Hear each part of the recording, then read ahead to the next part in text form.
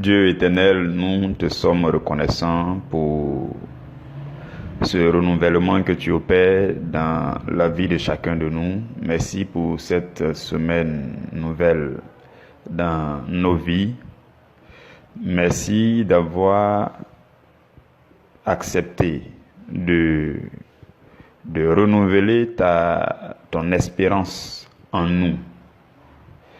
Merci Seigneur, si tu as permis que nous puissions voir ce nouveau jour du lundi 12 octobre, si tu as permis que nous puissions entrer dans cette nouvelle semaine, c'est parce que aussi tu espères encore accomplir de grandes choses dans nos vies.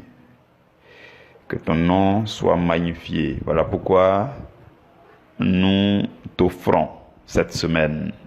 Nous te consacrons entièrement cette semaine qui commence. Chacun de nous, de tout son cœur, Seigneur, voudrait te confier cette semaine. Nous voulons te confier chaque jour de cette semaine.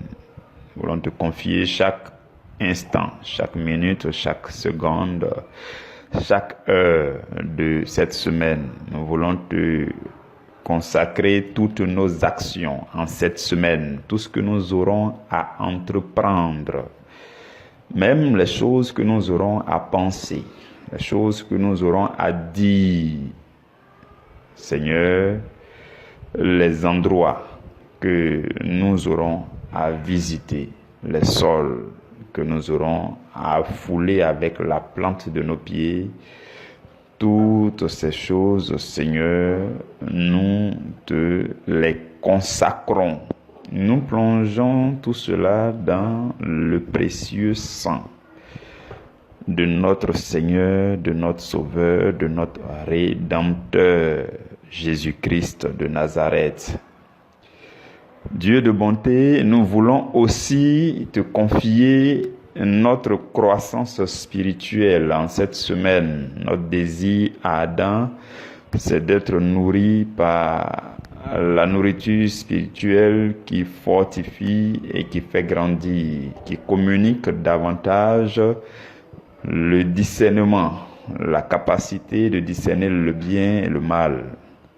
Merci de nous transformer progressivement du stade d'enfant, de bébé, jusqu'au stade de fils et de filles matures. Merci de nous faire prendre conscience davantage des enjeux de notre mission sur la terre. Merci de nous réveiller, de réveiller en nous l'homme intérieur dormant. Seigneur, nous te consacrons toute cette semaine afin que tu viennes nous vivifier. La Bible dit que le premier Adam a été un esprit vivant, mais le second Adam le premier Adam était une âme vivante, mais le second Adam est un esprit vivifiant. Voilà pourquoi je prie que l'Esprit de Jésus-Christ vivifie chacun de nous tout au long de cette semaine, pour que nous restions sensibles aux directions, aux instructions du Saint-Esprit, sensibles aux signaux divins que tu nous enverras afin de nous guider. Nous voulons rester sensibles à ces choses. Dieu de bonté, depuis cet endroit où je me tiens, je te recommande chacun de tes enfants sur cette plateforme Priorité à l'Évangile C. Tu as fait de nous une famille afin que nous puissions vivre à la gloire de ton nom. Je te recommande la vie de chacun en cette semaine. Je te recommande la vie de chacun, je te recommande sa famille, ses enfants, ses futurs enfants. Je te recommande tout ce qui remplit la vie de chacun de nous. Seigneur, bénis cette semaine pour nous. Tu connais les aspirations, les désirs du cœur de chacun. Certains attendent de toi que tu te manifestes dans leurs activités, dans leurs projets. Certains ont déjà commencé leur projet, d'autres sont sur le point de commencer une activité, 2 activités, 3 activités. Seigneur, tout ce que nous voulons et que nous te demandons par le nom de Jésus, c'est de te voir à l'œuvre dans nos vies, de te voir à l'œuvre dans tout ce que nos mains entreprennent, pour que ces choses soient pour la gloire de ton nom. Voilà pourquoi je prie pour mes frères en cette semaine. Je prie que ta main bénisse tout ce que leurs mains toucheront au nom de Jésus.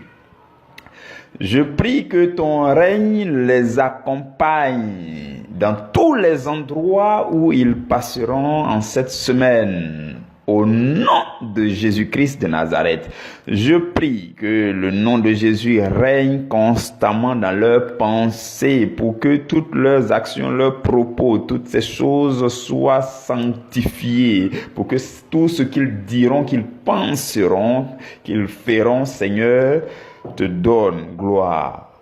Merci Seigneur, que ton nom soit béni. Je prie que dans leur palais, dans le palais de leur vie, dans le palais de leur cœur, dans le palais de leur corps, dans le palais de leur esprit, dans le palais de leur âme, dans le palais de leur maison, dans le palais de leur bureau, dans le palais de tous les endroits qu'ils fréquentent, que dans leur palais, tout s'écrit gloire en cette semaine. Que ton nom soit magnifié au nom de Jésus-Christ.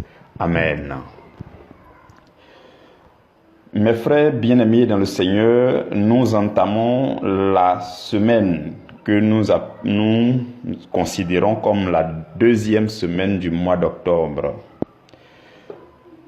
Nous poursuivons nos enseignements de ce mois d'octobre et nous, comme nous le savons tous, le sujet du mois d'octobre, c'est l'amour divin donne puissance à la foi chrétienne. Durant la première semaine, c'est-à-dire la semaine dernière, nous avons vu les doctrines démoniaques qui viennent influencer et affaiblir la foi chrétienne. Durant cette 2e semaine, notre thème, c'est à quoi ressemble la foi chrétienne sans amour divin. C'est ce que nous allons voir tout au long de cette semaine. Et chaque jour, nous allons développer ensemble un sous-thème pour mieux épuiser le thème de la semaine. Aujourd'hui, donc, lundi 12 octobre, notre sous-thème, c'est l'introduction. Juste l'introduction de la semaine, nous allons planter le décor avant de continuer demain à la première heure. Je nous lis la parole du Seigneur dans Jacques chapitre 2, versets 20 à 24. Jacques 2, 20 à 24. Veux-tu savoir, ô homme vain, que la foi sans les œuvres est inutile? Abraham, notre père, ne fut-il pas justifié par les œuvres lorsqu'il offrit son fils Isaac sur l'autel? Tu vois que la foi agissait avec ses œuvres et que par les œuvres la foi fut rendue parfaite. Ainsi s'accomplit ce que dit l'Écriture. Ainsi s'accomplit ce que dit l'Écriture. Abraham crut à Dieu et cela lui fut imputé à justice. Et il fut appelé ami de Dieu. Vous voyez que l'homme est justifié par les œuvres et non par la foi seulement. Parole du Seigneur. Nous rendons grâce à Dieu. Mes frères, mes sœurs, dans le Seigneur,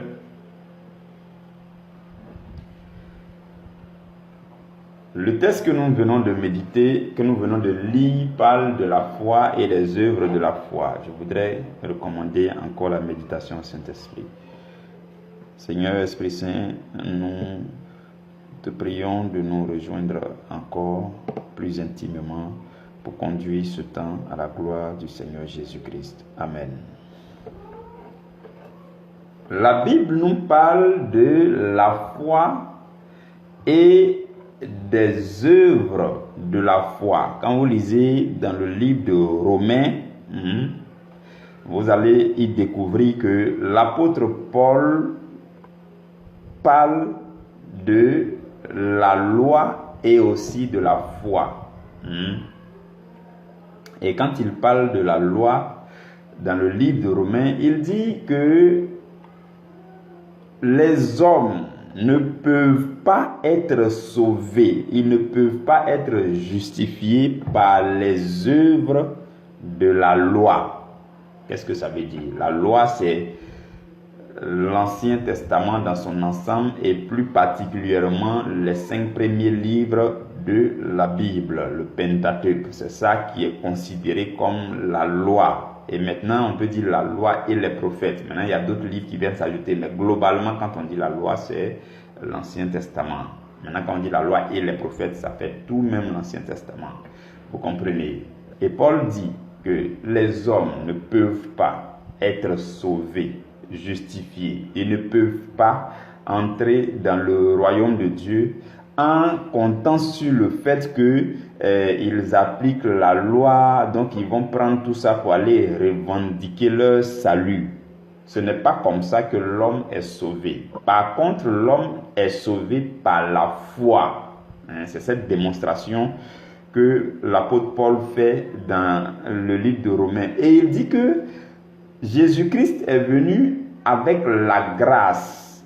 Lorsque nous mettons notre foi en Jésus-Christ, nous sommes sous la grâce. Et donc, c'est par la grâce que nous sommes sauvés. Ce n'est pas par les œuvres de la loi. Ce n'est pas parce que quelqu'un a écrit, il a coché. Non, j'ai appliqué le premier article de la loi. J'ai appliqué le deuxième article de la loi. Ce n'est pas parce que tu as appliqué tout ça que tu vas prendre la liste un jour pour aller devant Dieu pour dire « Seigneur, donne-moi le salut parce que j'ai appliqué la loi ». Ce n'est pas ça. Ça ne fonctionne pas comme ça. C'est la foi en Jésus-Christ. Lorsque tu mets ta foi en Christ, c'est ça justement avec la nouvelle alliance, c'est lorsque tu mets ta foi en Jésus-Christ, automatiquement tu entres dans la grâce. Et c'est par la grâce que tu es sauvé. Vous comprenez? Donc il dit c'est par la foi en Jésus-Christ qu'on est sauvé. Ce n'est pas par les œuvres de la loi. Ce n'est pas parce qu'on aura accompli les œuvres de la loi qu'on va aller revendiquer le salut. Non. Le salut nous est accordé par notre foi en Jésus-Christ, parce que lorsque nous avons foi en Jésus, nous sommes automatiquement sous la grâce que Jésus-Christ nous a apportée. Vous comprenez? Donc, quand l'apôtre Paul parle ainsi, quelque part vous allez penser que il suffit de croire en Jésus, de rester chez toi à la maison, et puis tu as le salut. C'est vrai, ce n'est pas faux. Ce n'est vraiment pas faux. Mais quand vous lisez toujours dans le livre de Romains, je crois au chapitre 2, ou bien je n'ai pas pu prendre ces références-là. Mais quelque part là-bas, l'apôtre Paul fait une différence claire. Il dit quoi? Il dit, celui qui fait une œuvre, que ce soit les œuvres de la loi, que ce soit en tout cas toute bonne œuvre que tu fais, il dit, celui qui fait une œuvre, son salaire lui est donné comme une chose due. Vous comprenez? Quand tu fais tout ce que tu fais, que ce soit les œuvres de la foi, les œuvres de la loi, tout ça, ton salaire est donné comme une récompense, comme quelque chose que Dieu te doit. Ça, c'est d'un côté. Et de l'autre côté, tu n'auras le salut éternel que si tu as foi en Jésus seulement. Donc, la foi en Christ donne le salut. Si tu as la foi en Christ, que tu ne fais aucune bonne œuvre, tu seras sauvé. Mais tu seras sans récompense. Parce que les récompenses viennent des œuvres. Et le salut vient de la foi en Christ. Vous comprenez? Faites la part des choses. Faites vraiment la part des choses. Quand tu crois en Jésus, en mettant ta foi en Jésus, par la grâce en Jésus, tu obtiens le salut. Et de l'autre côté, quand tu fais les bonnes œuvres, À cause de ces bonnes œuvres, tu as la récompense. Ok. Maintenant, si quelqu'un me dit, lui, il va faire les bonnes œuvres, hein, et puis il ne croit pas en Jésus, tu vas avoir récompense là. Et puis tu n'as pas la vie éternelle. Peut-être les récompenses là, tu as fini, peut-être sur la terre ici, tout simplement. Je ne sais pas si vous comprenez. Je ne sais même pas si tu auras récompense excellente. Je ne sais pas si tu auras. Par contre, si tu joins les deux, tu as la foi en Jésus et tu fais les œuvres et tu as le salut et aussi tu as les récompenses. Vous comprenez? Ok. C'est ce que je voulais vous faire comprendre d'abord avant de revenir sur notre texte. Notre texte dit que la foi sans les œuvres est inutile. Cette semaine, nous parlons de ce à quoi ressemble la foi sans amour. Et le texte que nous venons de lire nous révèle une œuvre de la foi. La Bible dit, la foi sans les œuvres est inutile. Et au verset 21, l'apôtre Jacques prend un exemple. Il dit Abraham, il prend l'exemple d'Abraham. Il dit Abraham, notre père, ne fut-il pas justifié par les œuvres lorsqu'il offrit? Donc, les œuvres de la foi d'Abraham, c'est quand il a offert Isaac en sacrifice. Vous comprenez? Et le fait d'offrir Isaac, Isaac était le fils de la promesse. Dans Isaac se trouvait tout l'amour d'Abraham. Isaac représentait l'amour d'Abraham. Et le fait de donner Isaac à Dieu en sacrifice, c'est comme si Abraham donnait à Dieu tout son amour.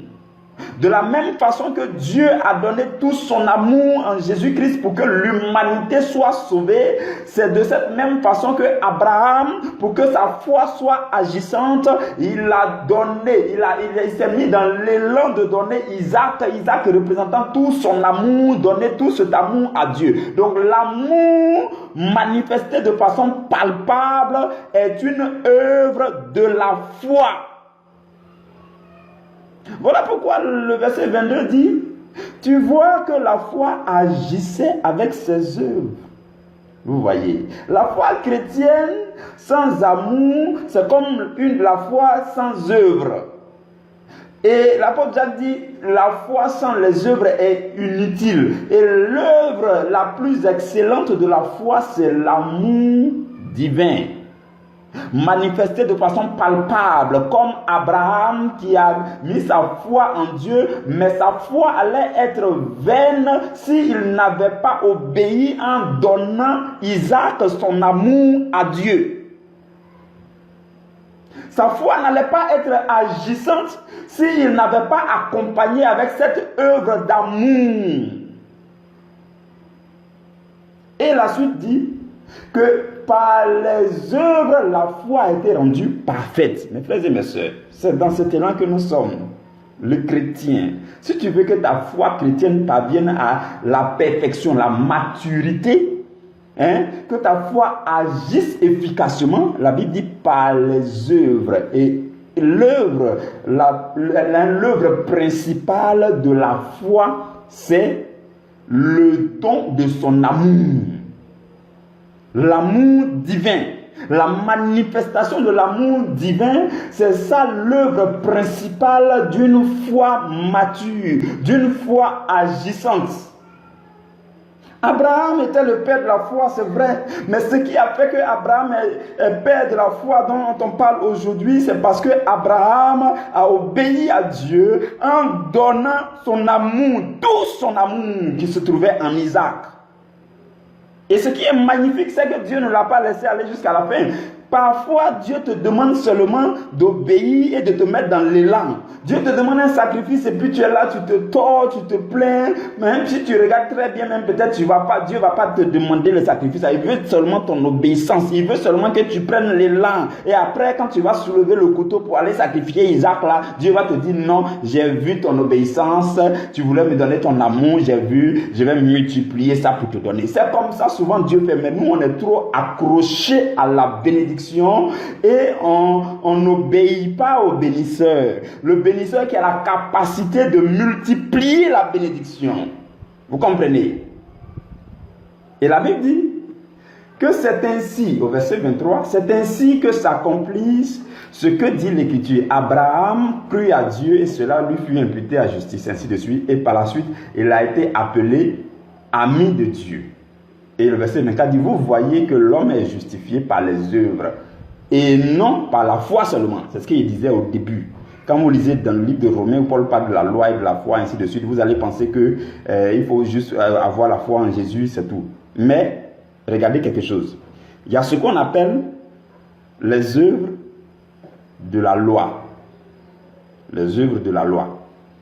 Les œuvres de la loi. Suivez-moi très bien. Les œuvres de la loi. Comme je le disais au début, quelqu'un qui dit point par point, j'ai appliqué le premier commandement, j'ai appliqué le deuxième commandement, j'ai appliqué le troisième commandement avec mon propre souffle, ou avec mes efforts, ou avec j'ai appliqué. Et puis il note tout ça, il prend la liste pour aller devant Dieu pour dire Seigneur, donne-moi le salut parce que j'ai appliqué toute la loi. On appelle ça les œuvres de la loi. Ça ne peut pas t'obtenir le salut. Ce n'est pas possible. Vous comprenez? On appelle ça les œuvres de la loi. C'est plutôt les œuvres de la foi qui vont obtenir les récompenses excellentes. On a dit les œuvres obtiennent les récompenses. Mais ce n'est pas en tant que tel les œuvres de la loi qui vont obtenir les récompenses. C'est les œuvres de la foi. Ça veut dire quoi? Tu as d'abord la foi en Jésus, tu entres sous la grâce. Tu as le salut. Et par la suite, la foi, mes frères et mes sœurs, c'est une force.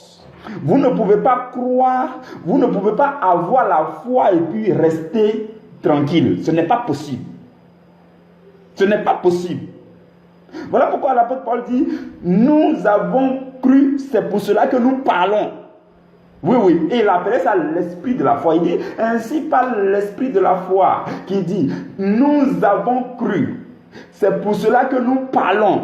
Quand tu as cru, et que tu as cru, et que tu as cru, et que l'objet de ta croyance là rentre chaque jour dans ton cœur abondamment, tu es obligé de parler. La bouche est obligée de parler parce que le cœur déborde des choses excellentes auxquelles tu crois.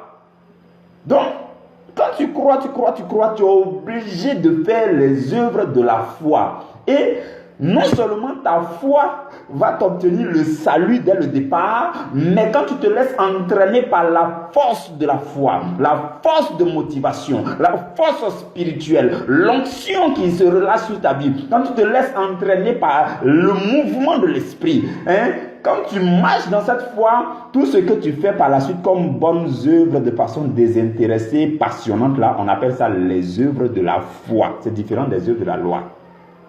Ce sont les œuvres de la foi qui peuvent t'obtenir les récompenses excellentes.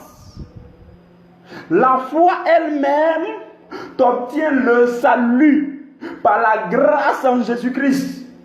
Et par la suite, dans le mouvement de ta foi, tu fais les œuvres de la foi qui t'obtiennent les récompenses excellentes. Voilà pourquoi Jacques dit, voyez-vous que l'homme est justifié par les œuvres et non pas seulement par la foi. Par quelles œuvres? Les œuvres de la foi. Parce que au verset 22, il dit et que par les œuvres, la foi fut rendue parfaite. Donc par les œuvres de la foi est rendue parfaite. On est justifié par les œuvres de la foi, non pas seulement par la foi elle-même. Donc, au-delà de la foi, tu ne peux pas dire que tu crois en Dieu et puis tu es calme. Non. C'est que vraiment, pour toi, là, ça ne va pas croissant. C'est que tu as dit tu crois et puis tu croises les bras. La Bible dit la foi vient de ce que l'on entend. Ça veut dire que la foi s'augmente au fur et à mesure que tu entends celui qui nourrit ta foi. La foi vient de ce que l'on entend, et ce que l'on entend vient de la parole de Christ. C'est Christ qui nourrit notre foi. C'est la parole de l'évangile qui nourrit notre foi. Et à chaque fois que tu te connectes à cette parole, ta foi est obligée d'augmenter. Et la foi est égale à une force spirituelle, surnaturelle, étrange, qui te met en mouvement pour faire des choses excellentes à la gloire de Dieu. Et ces choses-là, on les appelle les œuvres de la foi. C'est ça la foi. Donc personne ne peut dire qu'il a la foi, et puis il est bras croisés, et puis il est timide, calme, ceci, et puis il ne fait rien pour le Seigneur. Ce n'est pas la foi. On appelle ça la croyance. Oui, il faut qu'un jour aussi je vous explique la différence de ces choses-là. Il y a une différence entre la croyance et puis la foi. Dans certaines religions, là, c'est dans le christianisme qu'on parle de foi. Si vous voulez appeler les choses par leur nom, là, le mot foi, c'est parce que vous ne connaissez pas la profondeur du mot foi. Sinon, si vous connaissiez pleinement la consistance du mot foi, vous n'allez pas dire que ailleurs il y a la foi. Ailleurs, là, c'est la croyance. Ce n'est pas la foi. Faites attention. Et ce n'est que dans le christianisme qu'on parle de foi. Le mot foi est utilisé de façon abusive ailleurs. Non. La foi véritable, ce n'est que dans le christianisme. Parce que la foi est agissante. La foi, c'est le mouvement. La foi, c'est le dynamisme. La foi, ce n'est pas non, je crois dans mon cœur. Et puis, vous voyez, la croyance, c'est différent de la foi. Faites attention. Faites attention, choisissez vos mots quand vous parlez. La croyance, c'est ailleurs. Vous allez fouiller dans d'autres religions, on appelle ça la croyance. Mais dans le christianisme, si toi tu es dans le christianisme et puis tu n'es pas vivant, tu n'es pas dynamique par ta foi, il n'y a pas une force spirituelle qui t'anime, une force de motivation qui sort de la parole, l'onction, le charisme, le don spirituel, les choses là, si tu n'es pas mu par ça, par tous ces mouvements, tu n'es pas encore dans la foi, tu es au niveau croyance. Parce que c'est étape par étape. Toutes les autres religions sont au niveau croyance. Et malheureusement, ils sont restés à ce niveau. Ce n'est que le christianisme véritable qui est un style de vie. Je ne parle pas de religion. Religion chrétienne, là, c'est différent du christianisme. Faites attention. Oui. Moi, j'ai choisi mes mots. Le chrétien, là, il est différent de celui qui est dans la religion chrétienne. Religion. Moi, je ne suis pas dans la religion ici. Oui. Vous pouvez me mettre dans la religion comme bon vous semble. Vous pouvez vous mettre aussi dans la religion comme bon vous semble. Mais au-delà d'une religion, le chrétien est un être spirituel. Quelqu'un qui est rempli de Jésus pour dominer son monde, pour marcher dans le surnaturel, pour écraser toutes les forces de l'ennemi. Le chrétien, c'est quelqu'un qui domine son environnement. Il a été mis dans son monde pour rayonner dans ce monde, pour avoir le contrôle sur ce monde. C'est ça le chrétien. Donc, vous allez commencer à faire la différence entre chrétien religieux et puis chrétien spirituel. Vous comprenez? C'est ça justement la différence. La dose de la foi n'est pas la même chose. Il y en a, je suis désolé, mais il y a beaucoup qui sont au stade de la croyance simple. Voilà, je crois en Dieu, Dieu va faire ceci, au moment qu'il veut, ceci, cela. C'est trop timide, timoré. Et vous voyez, ça ce n'est pas la foi. La foi, elle est agissante. La foi, c'est une force. Vous comprenez, mes frères? C'est ça la foi. C'est ça. Et la Bible dit que il y a ce qu'on appelle les œuvres de la foi. Quand tu as la véritable foi, ça te pousse à faire ceci, cela, ceci, cela. On les appelle les œuvres de la foi. Parmi ces choses qu'on appelle les œuvres de la foi, il y en a une chose qui est principale qu'on appelle l'amour divin. C'est ça qui nourrit la foi. C'est ça qui donne la puissance à la foi. L'amour divin, c'est la chose principale. Oui. Sans amour divin, la foi est comme une grande usine bien installée, correctement, pour fabriquer des savons, des pâtes, des ceci, cela, tout ça. L'usine est bien installée, les machines, les lignes de production, ceci, cela, les bureaux, les ceci, cela. Ça, c'est la foi. La foi, c'est l'arsenal. Vous comprenez? La foi, c'est l'arsenal. Surtout quand on dit la foi chrétienne, là même, là, on fait allusion à la religion. Ça, c'est l'arsenal. Vous pouvez avoir un beau bâtiment avec 50 000 places assises. Tout ça, c'est l'arsenal. Vous comprenez? Mais si, au milieu de tout ça, les êtres humains qui sont dans cet environnement ne manifestent pas l'amour divin, leur foi ne sera point agissante. Du coup, la foi ne sera productive que si l'amour divin est en bas. Et dans cette usine dont je vous ai parlé là, l'amour divin, c'est le courant électrique. Oui, oui. L'amour divin est le courant électrique. De la même façon que s'il manque l'amour divin à la foi chrétienne, à une assemblée chrétienne, cette assemblée-là. Et puis, laissez-moi vous dire encore quelque chose. C'est très capital. Retenez ça aujourd'hui. Satan n'a pas peur des religieux. Il n'a peur d'aucune religion. La seule personne qui fait peur à Satan, c'est le chrétien spirituel, tel que je viens de vous le décrire. Le chrétien qui a la foi véritable et agissante. Sinon, tout le reste, là, Satan s'en fout. Quand il les regarde, il dit, mais vous-même, vous êtes vide. Vous vous souvenez des fils de Sheva que les démons ont copieusement chuchoté. Ils avaient le nom de Jésus dans leur bouche. Pourquoi vous n'êtes pas posé la question? Ils disent au nom de Jésus que Paul prêche. Souvent tu dis au nom de Jésus et puis ça n'a aucun effet. Parce que toi-même là, c'est les lèvres que tu dis ça. On n'appelle pas ça la foi. Vous comprenez? Le démon même quand il te regarde, il te jauge. Il sait que ce qui sort de ta bouche là, c'est différent de ce qui est dans ton cœur. La véritable foi là, ça prend racine dans ton cœur et c'est vivant. Vous comprenez? Donc,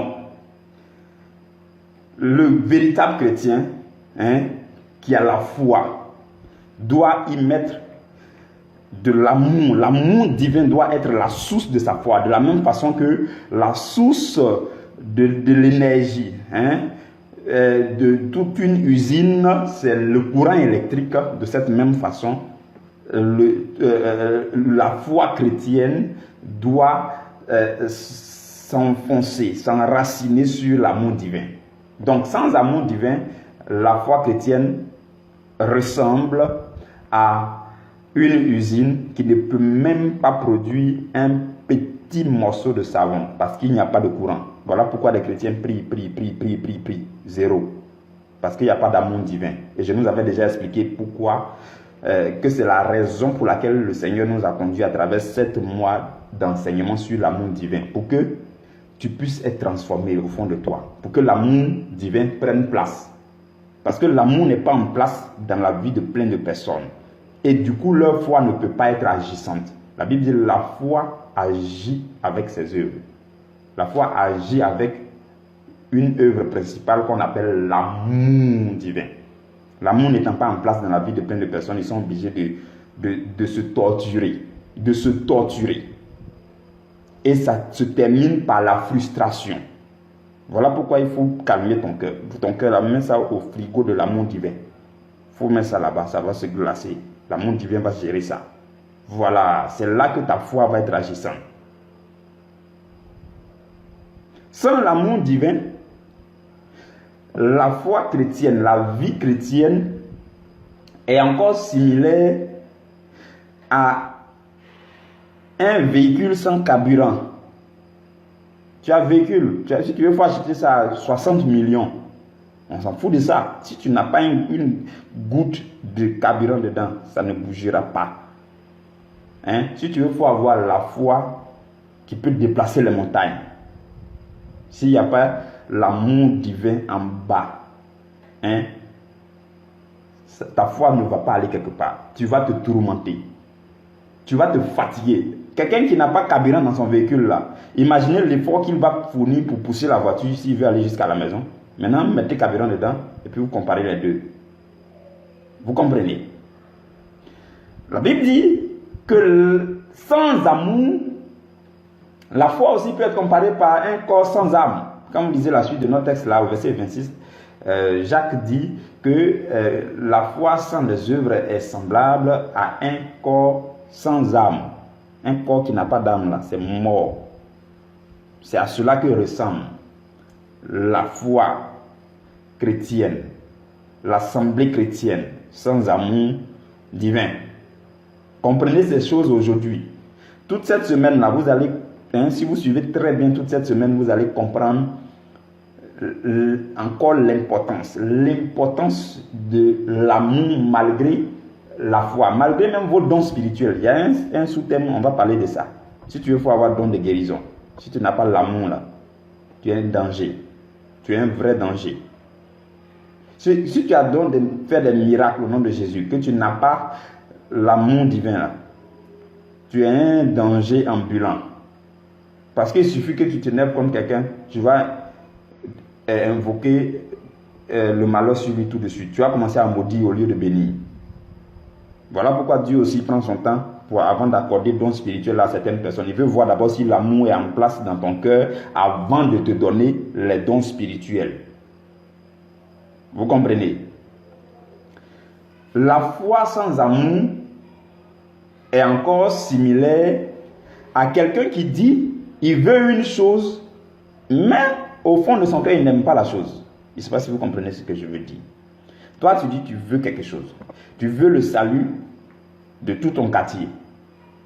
C'est ça, hein? Souvent on dit ça. Oh Seigneur, il faut sauver mon quartier. Il faut sauver mes amis. Il faut sauver mes amis de classe. Il faut sauver mes amis du service. Quand tu vas au service, tu regardes mal la personne. Ce que tu n'aimes pas là, c'est ce que tu vas obtenir. Ça ne marchera pas. Tu n'aimes pas et puis tu veux ça. Tu veux que Dieu sauve la personne alors que tu n'aimes pas la personne. Donc la foi sans amour là, c'est comme quelqu'un qui veut quelque chose mais il n'aime pas la chose en même temps. Quand Dieu te regarde, il dit mais toi-même tu es bizarre avec toi-même. C'est absurde. C'est contradictoire. C'est paradoxal ton affaire là. Comment toi tu veux le salut de quelqu'un et puis la personne là tu n'aimes pas? Tu ne sais pas que c'est toi-même que j'ai utilisé pour sauver la personne. Si tu ne l'aimes pas, comment tu vas lui parler de l'évangile? Souvent c'est comme ça qu'on se trahit après nos prières. Vous comprenez? Et je termine par nous dire que